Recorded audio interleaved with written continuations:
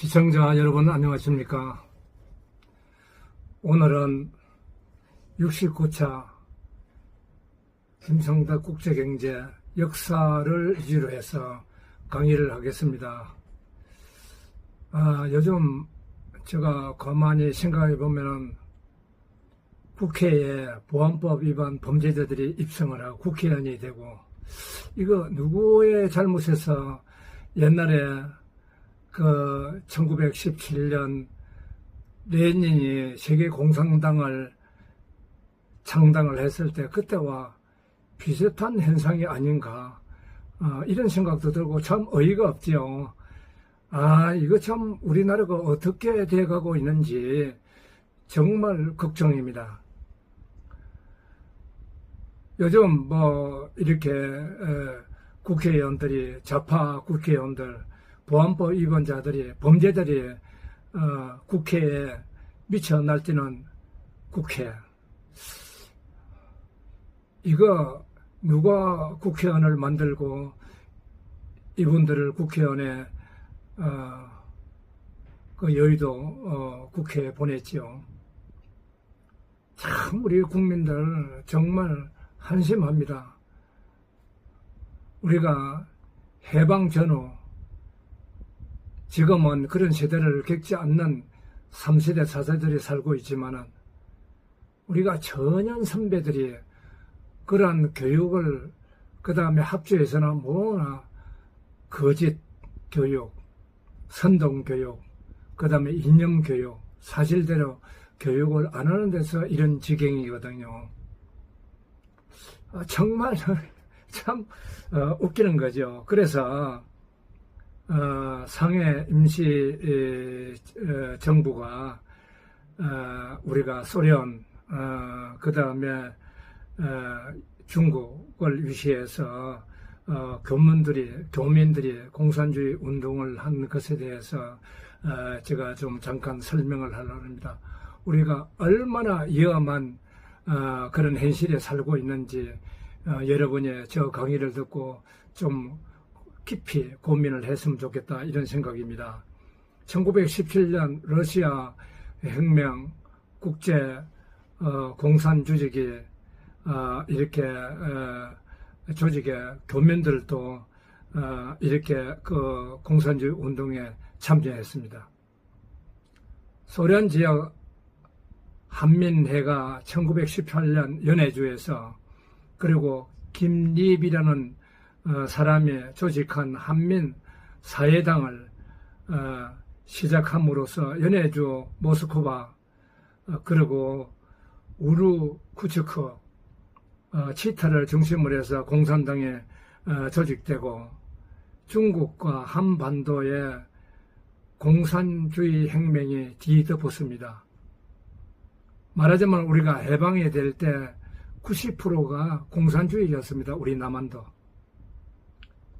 왜 그렇게 됐느냐 하는 것을 제가 설명을 하자면은,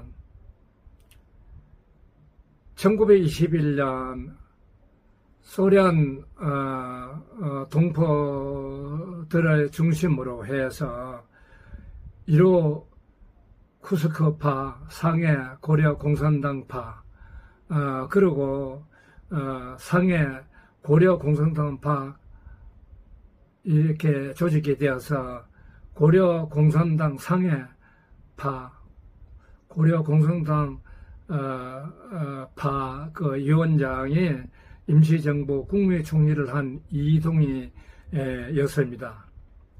이 이동희는 지주계급, 왕권 재산을 몰수해서 평등사회, 골고루 잘 사는 사회 만들겠다는 레닌의 이론을 상해 임시 정부의 국무총리를 하면서 그 국무위원회 있는 자리에서, 또는 강복회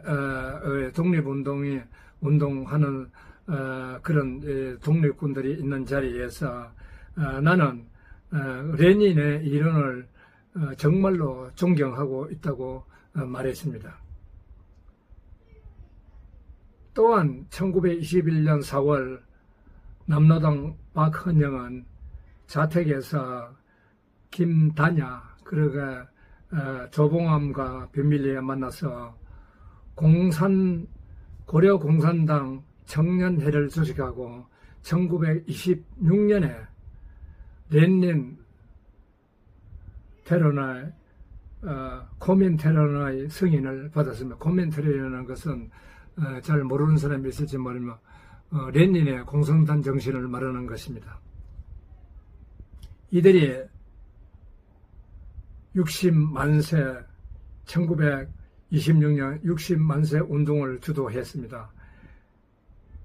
1927년 좌파연합 공산주의 독립운동을 전개해 나가면서 상해 임시정부 국무총리 이동희의 한인사회와 연계해서 그래서 사회혁명당이 그 임시정부 상해 임시정부에 결성이 된 것입니다. 이들이 조선농민동맹으로 발전되어 사회적으로 변질된 것입니다. 농민이 사회주의 혁명정신으로 변질된 것입니다. 당시 해방 후 한반도의 주변 등 러시아, 중국, 베트남은 공산주의 사회로 변질이 되었습니다. 60만세 운동은 한인 사회혁명 사상을 이어받은 조선공산당이 주도했습니다. 즉 고려 공산당이 주도했습니다. 이때 박한영은 1927년 소련 렌닌 혁명학교에 입학해서 공산주의를 배웠습니다. 나라를 일본에 뺏기고 일제의 창시개명, 전쟁에 동원되는 징용, 또 우리가 내놓으면 숟가락까지 공출을, 즉 아시아 태평양 전쟁을 일으킬 때 공출을 하는데 우리 국민 전부가 협조 안 할 수가 없습니다. 그러면 우리 국민 전체가, 우리 조선인 전체가, 2,300명 전체가 친일이겠네요. 국권이 뺏기고 주권이 뺏기고 나라가 없는 나라에서 우리가 살아나가려면 도리가 없었습니다. 그러면 우리가 친일을 어떻게 구분해야 되겠습니까? 친일 하는 사람이 뒤에 조사해보면 전부 다 자기 아버지가 경찰, 우리나라 국민을, 조선 국민을 괴롭힌 자손들이 오히려 친일 몰아내자 그렇게 거짓을 하면서 얼굴에 철판을 깔고 행동을 하고 있습니다. 그들이 국회의원이 돼가지고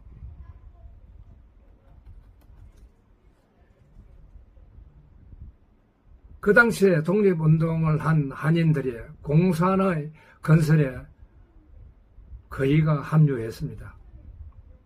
3.1운동 만세, 나라를 찾고자 하는 운동이었습니다. 이종철은 3.1운동, 독립운동을 해서 나라를 도로 찾겠다는 만세운동도 모르고 그런 사람이 어떻게 강복회 회장이 됐는지 모르겠습니다.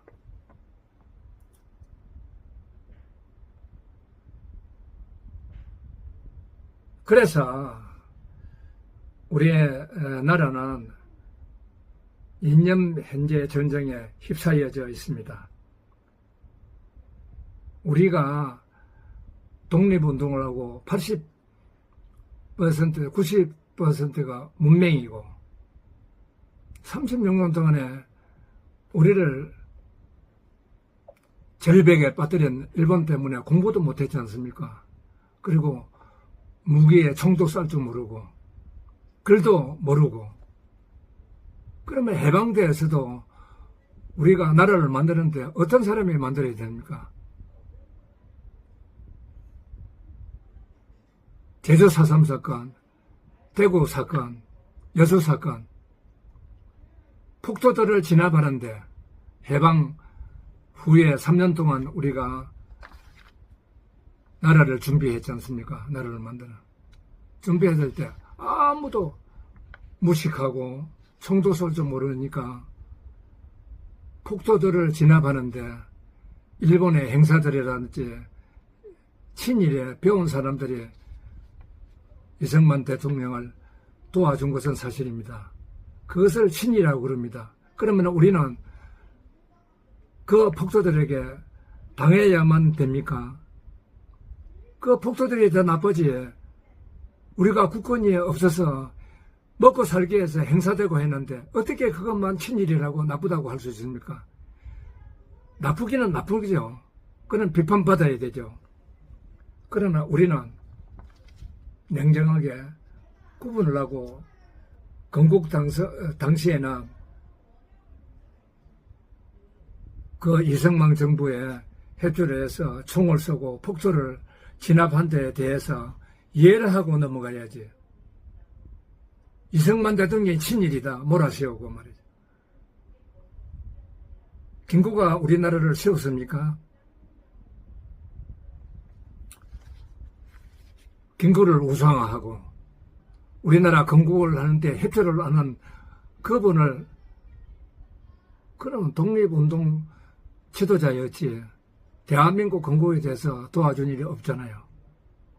근데 그 사람이 대한민국 건국은 우리나라 현실에서 영웅시되고 호창공원에 그렇게 큰 기념관을 만드는데 이승만 대통령 기념관은 없고 이거 뭔가 잘못된 거 아닙니까? 정말 참 웃기는 거죠. 내가 헛웃음을 한번 웃어볼까요?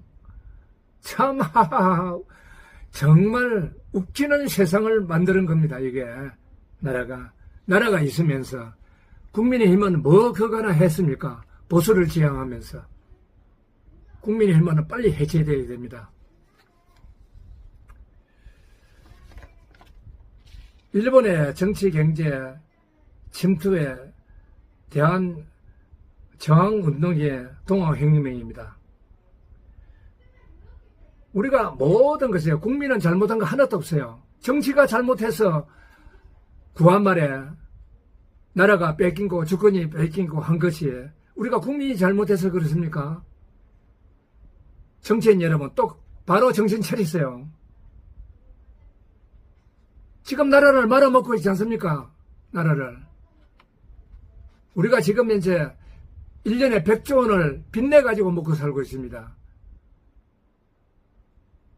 2003년 1월부터 6월까지 재정을 계산해보면 74조나 적자가 나지 않습니까? 그렇게 해도 세상을 모르고 그냥 미쳐 날뛰는 국회의원. 나라가 망하다니 뭐냐. 내가 알 바가 아니다. 이런 공산주의들이 국회에 들어갔으니까 이게 나라 제대로 돌아가겠습니까? 그리고 대통령은 문재인이가 임명한 그 좌파 이상한 사람들 말이지 공기업에 30% 이상 정치가 되면 또 바꾸지 않고 말이죠.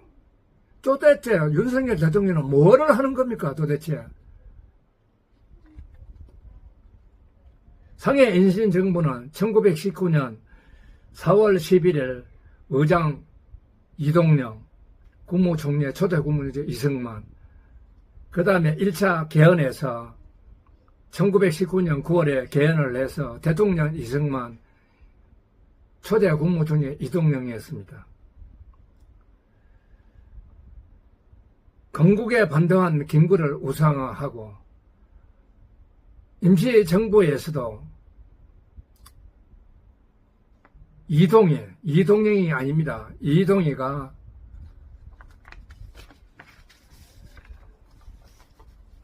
고려공산당을 설립하고 공산주의 혁명당을 설명해서 우리 임시정부의 국무총리가 있지 않습니까? 그분이 독립운동을 했다고 하지만은 임시정부에 공산주의 활동을 했지 않습니까?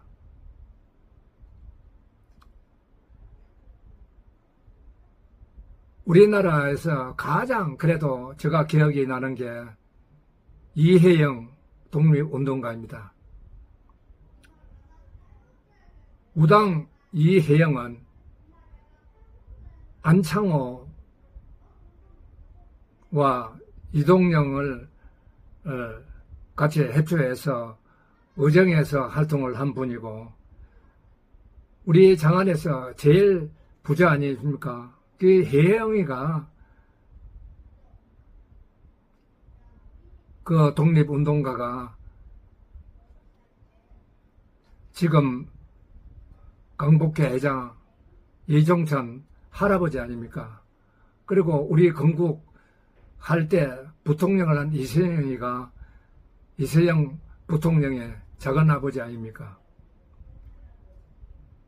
그런데 이 사람은 어떻게 계산하는 건지 대한민국 독립운동, 만세운동을 갖다가 뭐 건국이라고요.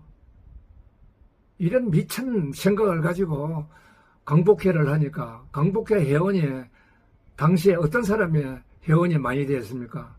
소련, 고려공산당에 합류한 사람들 다 이렇게 해방이 되면서 귀국을 해서 강북회 회원이 된 사람이 많지 않습니까? 많았습니다. 그 사람들이 계속 우리 건국을 갖다가 해방하려고 고춧가루를 뿌렸습니다. 그거 하나 제대로 정리를 못한 게 우리나라 박정희 대통령 후로 형편없는 대통령들이 대통령이 되어서 이렇게 지금 현재 정리를 못하고 있습니다. 정말 말이나 됩니까 이게? 1912년 임시정부 의장을 활동하다가 그 만주 그 일본 총사령관을 암살하기 위해서 탈연행 기차를 타고 만주로 가던 중에 일본 경찰에 이렇게 체포되어서 그렇게 많은 고문을 당하고 옥중에서 이혜영은 순국하였습니다. 이종찬 그 기억하고 있습니까? 그 사실을, 역사 사실을 알고 계십니까? 그러면서 이따위 짓을 합니까? 강북회 이종찬은 작은아버지 이시영, 그리고 큰아버지, 친할아버지 이행에게 배신하는 행위 아닙니까? 참 이런 자손을 나도 자손이 있고 손자도 있지만 이런 정신으로 자랄까 나도 걱정입니다. 이종찬 같이. 이종찬 좀 정신 차리세요.